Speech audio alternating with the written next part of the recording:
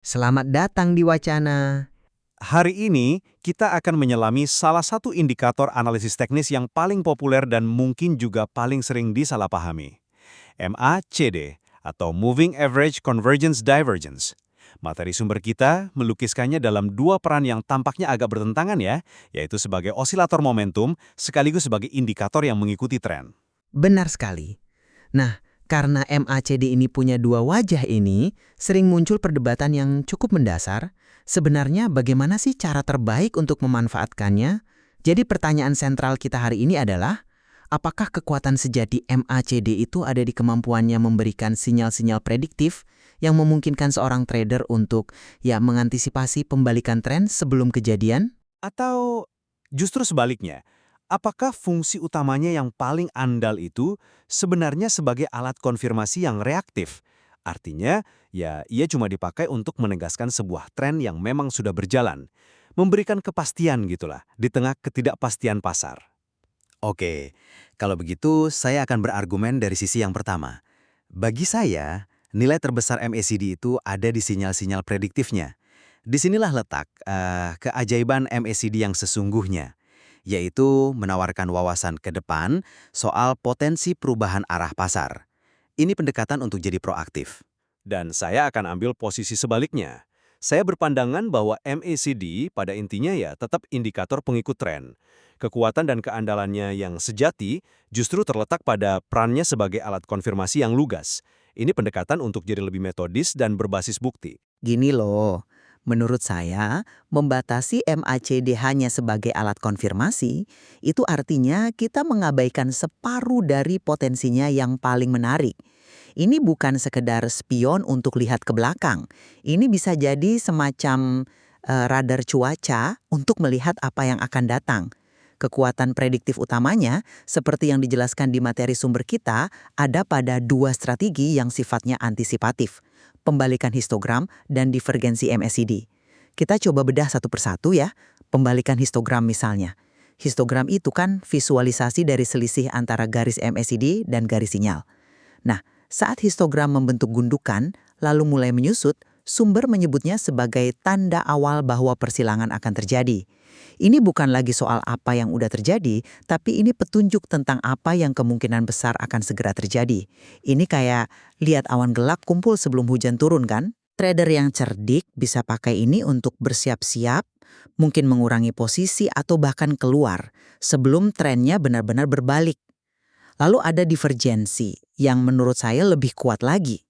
Coba bayangkan skenarionya, harga sebuah aset terus anjlok, cetak rekor terendah baru, tapi di saat yang sama, grafik MACD justru nunjukin titik terendah yang lebih tinggi dari sebelumnya. Ini namanya divergensi bullish. Sumber menggambarkannya sebagai sinyal kuat dan peringatan dini. Ini ibarat mesin mobil yang suaranya udah nggak sinkron. Walaupun mobilnya masih melaju turun, ada tanda-tanda internal kalau tenaganya mau habis dan siap berbalik arah. Menggunakan sinyal-sinyal ini secara efektif, berarti kita memanfaatkan MACD untuk dapat keunggulan waktu. Untuk mengantisipasi pasar, bukan cuma mengekorinya. Untuk bisa meramal pasar. Tapi saya rasa pandangan itu sedikit mengabaikan desain dan fondasi dasar dari MACD itu sendiri. Kita nggak boleh lupa, seperti yang ditegaskan materi sumber, bahwa MACD pada dasarnya adalah indikator yang mengikuti tren. Namanya aja udah Moving Average Convergence Divergence. Intinya ya mengukur hubungan antara dua moving average, yang notabene adalah alat yang bereaksi terhadap data harga masa lalu. Jadi secara inheren, ya sifatnya reaktif. Dari sudut pandang saya, strategi yang paling kokoh dan bisa diandalkan itu bukan yang spekulatif, tapi yang konfirmatif. Ada dua sinyal utama di sini, persilangan garis sinyal dan persilangan garis nol. Sinyal-sinyal ini tuh jelas, nggak ambigu. Persilangan garis sinyal misalnya, kasih sinyal beli ketika garis yang lebih cepat, yaitu MACD, melintas dari bawah ke atas garis yang lebih lambat. Ini bukan prediksi bahwa momentum akan naik, bukan. Ini konfirmasi hitam di atas putih bahwa momentum telah bergeser jadi bullish. Ini fakta, bukan perkiraan. Dari sudut pandang saya, strategi yang paling kokoh dan bisa diandalkan itu bukan yang spekulatif, tapi yang konfirmatif. Ada dua sinyal utama di sini. Begitu juga dengan persilangan garis nol. Waktu garis MACD melintasi ke atas garis nol, itu adalah konfirmasi tegas bahwa tren jangka menengah panjang udah bergeser jadi positif. Mengandalkan sinyal-sinyal prediktif yang lebih subjektif seperti divergensi, menurut saya, yang membuka pintu terlalu lebar untuk sinyal palsu. Pasar kan bisa bergejolak, divergensi bisa bertahan lebih lama dari yang kita duga. Kekuatan MACD yang sesungguhnya itu datang dari perannya sebagai alat verifikasi yang lugas dan disiplin. Poin soal kepastian itu menarik, tapi bukankah dalam trading selalu ada trade-off antara kepastian dan peluang kan? Anda bicara soal konfirmasi, tapi harga dari konfirmasi itu adalah waktu. Sinyal prediktif seperti divergensi, oke saya akui, nggak 100% akurat, nggak ada yang kayak gitu di trading. Tapi sinyal tersebut ngasih keuntungan waktu yang krusial banget. Saat Anda nunggu persilangan garis sinyal terjadi sebagai konfirmasi, ya seringkali pergerakan harga yang signifikan udah lewat. Anda mungkin udah kehilangan 20-30% dari potensi keuntungan awal. Udah ketinggalan kereta. Sumber bahkan secara eksplisit mendukung gagasan ini. Waktu membahas pembalikan histogram, disebutkan bahwa strategi itu dapat dieksekusi sebelum pergerakan harga benar-benar terjadi.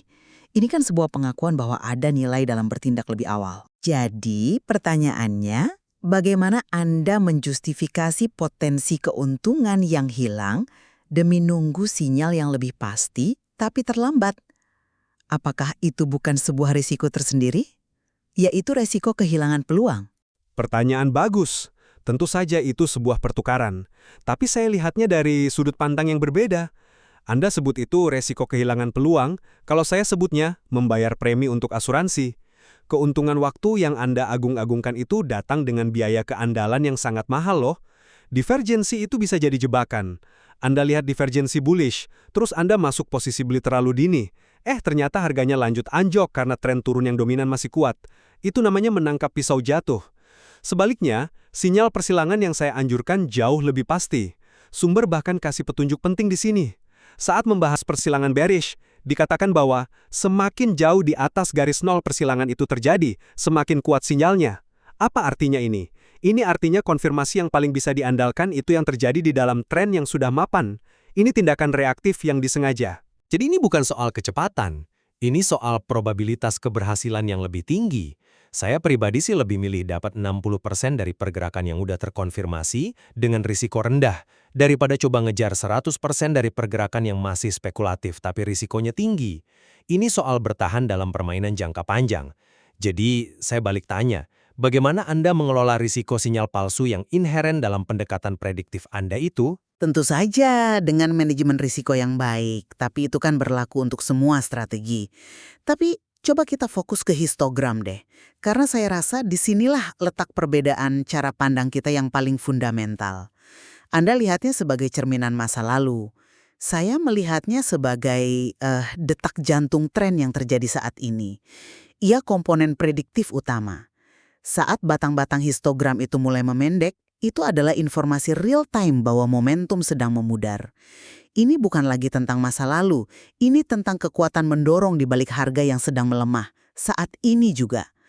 Bayangkan Anda lagi dorong mobil. Histogram yang memanjang, itu pas Anda dorong sekuat tenaga. Nah, histogram yang mulai memendek itu saat tenaga Anda mulai habis, meskipun mobilnya mungkin masih melaju karena momentum. Ini informasi terdepan. Kekuatan di balik tren ini mulai goyah, saatnya waspada, jauh sebelum mobilnya benar-benar berhenti atau berbalik arah. Mengabaikan informasi ini sama saja dengan menutup mata terhadap tanda-tanda kelelahan yang paling awal. Saya suka analoginya, tapi saya akan interpretasikan secara berbeda. Bagi saya, histogram itu bukan detak jantung, tapi speedometer. Ia cuma nunjukin kecepatan saat ini. Ketika batangnya memendek, itu cuma berarti speedometer nunjukin angka yang lebih rendah. Apa itu berarti mobilnya akan berhenti atau berbalik? Belum tentu. Bisa aja pengemudinya cuma mengurangi gas sejenak untuk nanti nginjek gas lagi dan akselerasi kembali. Berapa kali coba kita lihat histogram menyusut, hampir mau crossing, tiba-tiba memanjang lagi seiring trennya berlanjut. Sering banget. Sumber mengatakan saat batang memendek itu hanya berarti kedua garis moving average mengencang lagi atau converging. Itu deskripsi matematis dari kondisi saat ini bukan? Bukan bola kristal masa depan. Menganggapnya sebagai sinyal prediksi yang andal itu sebuah lompatan keyakinan yang menurut saya nggak didukung oleh mekanismenya. Ini indikator reaktif dari momentum yang melambat. Betul, tapi perlambatan bukanlah jaminan pembalikan. Tapi bukankah itu berarti mengabaikan sifat dasar dari indikator ini? MACD itu kan dikategorikan dalam sumber sebagai osilator momentum. Sifat dan tujuan dari sebuah osilator ya untuk mengukur laju perubahan. Ia dirancang untuk berosilasi di sekitar garis nol, menunjukkan percepatan dan perlambatan. Kalau tujuannya cuma untuk konfirmasi tren, kenapa nggak pakai sistem persilangan 2 moving average biasa aja? Keberadaan histogram dan sifat osilasinya itu nunjukin kalau ia dirancang untuk ngasih info lebih dari sekedar tren naik atau tren turun. Tujuannya adalah untuk membantu kita mengantisipasi puncak dan lembah dari sebuah tren. Caranya dengan menunjukkan kapan kekuatan di balik pergerakan harga itu mulai, ya, kehabisan bensin. Menggunakan MACD tanpa memperhatikan aspek momentumnya yang prediktif ini, bagi saya, seperti beli mobil sport tapi cuma dipakai di gigi satu. Anda tidak memanfaatkan potensi penuh dari mesinnya. Saya kurang setuju dengan kesimpulan itu. Ya, memang itu osilator. Tapi coba kita bedah mesinnya. Rumahnya mungkin kelihatan kayak mobil sport, tapi mesinnya dibangun dari komponen-komponen yang konservatif. Garis MAC itu selisih antara EMA 12 dan EMA 26. Garis sinyal adalah EMA 9 dari garis MACD itu sendiri. Semuanya itu moving average, alat yang secara definisi sifatnya lagging atau tertinggal. Fondasinya berakar pada prinsip mengikuti tren, bukan memprediksi. Bagaimana mungkin sebuah bangunan yang didirikan di atas fondasi yang lihat ke belakang bisa punya jendela yang lihat ke depan dengan jelas? Dan ada satu bukti pamungkas dari materi sumber yang memperkuat posisi saya. Dinyatakan secara eksplisit dan dengan penekanan bahwa MACD tidak biasanya digunakan untuk mengidentifikasi kondisi jenuh beli atau jenuh jual, overbought or oversold. Ini penting banget. Identifikasi kondisi jenuh beli atau jual itu kan salah satu aplikasi prediktif yang paling umum dari osilator lain kayak RSI atau stokastik. Fakta bahwa MACD secara spesifik dikecualikan dari penggunaan ini, seolah-olah memberitahu kita, hey, jangan gunakan saya untuk menebak puncak atau lembah. Ini memperkuat gagasan bahwa tujuan desain utamanya adalah konfirmasi tren, bukan prediksi pembalikan. Diskusi kita hari ini benar-benar menyoroti bahwa membatasi MACD hanya sebagai alat konfirmasi yang reaktif, ya berarti kita mengabaikan lapisan analisisnya yang lebih canggih, fitur-fitur prediktifnya, divergensi sebagai peringatan dini akan potensi ya gempa tektonik di pasar, dan histogram sebagai pengukur denyut nadi momentum, itu memberikan wawasan yang proaktif. Menggunakannya dengan benar memungkinkan seorang trader untuk mengelola probabilitas dan mencoba untuk selangkah lebih maju dari keramaian, bukan cuma bereaksi setelah semuanya terjadi. Di sisi lain, wacana ini justru semakin meyakinkan saya bahwa fondasi MACD yang kokoh itu terletak pada kesederhanaan dan keandalannya sebagai indikator pengikut tren. Sinyal persilangan yang jernih dan tidak ambigu adalah jangkar di tengah badai pasar. Sinyal-sinyal prediktif yang kita bahas, meskipun secara intelektual menarik ya, harus diperlakukan sebagai informasi sekunder yang butuh banyak konfirmasi. Dalam dunia trading di mana modal itu nyawa, keandalan harus diutamakan di atas kecepatan. Ini tentang membuat keputusan dengan probabilitas tinggi berdasarkan apa yang sudah terjadi, bukan bertaruh pada apa yang mungkin terjadi. Pada akhirnya ini kembali pada pilihan strategis dan mungkin juga filosofi trading setiap individu ya. Apakah Anda seorang trader yang lebih nyaman mengambil resiko lebih awal untuk dapat potensi imbalan yang lebih besar dengan pemahaman bahwa Anda mungkin akan lebih sering salah? Atau Anda seorang trader yang lebih memilih untuk mengorbankan sebagian keuntungan awal demi dapat kepastian yang lebih tinggi, dengan pemahaman bahwa Anda akan selalu sedikit terlambat? Materi ini menyediakan kerangka kerja yang luar biasa untuk terus mengeksplorasi bagaimana kedua aspek dari indikator tunggal ini, yang prediktif dan yang reaktif, dapat diinterpretasikan dan diterapkan sesuai dengan kepribadian dan toleransi risiko masing-masing.